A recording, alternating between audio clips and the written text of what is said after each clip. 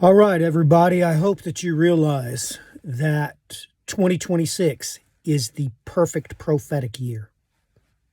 What does that mean?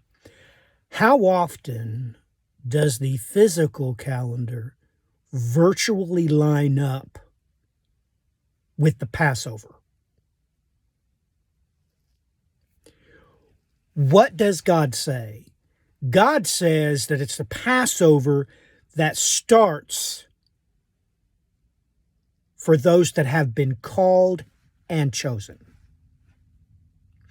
The civil calendar is what starts in the fall. The Christian calendar starts in the spring.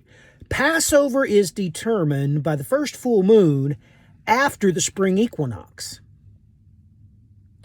This year in 2026, I have been preaching this, I've been preaching it. If Jesus Christ was crucified in 30 AD, we are already in the birth pains, and the four spirits of heaven will begin to stir the four beasts up out of the sea from Daniel chapter 7 and the dry bones in Ezekiel chapter 37.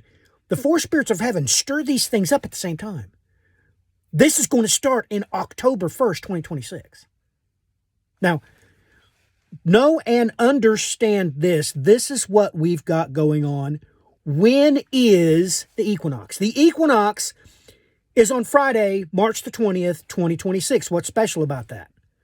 Well, the thing about that is, ladies and gentlemen, is that this is when the new moon will be sighted. This is the first day of the month. Literally, we will see the first sliver of the moon on that date. What does that mean? The very first full moon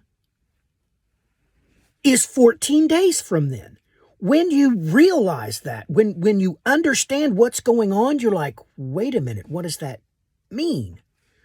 Well, it's extremely important, ladies and gentlemen, that you realize. 14 days later is the full moon. It is the first full moon. Passover is virtually the first full moon after the spring equinox.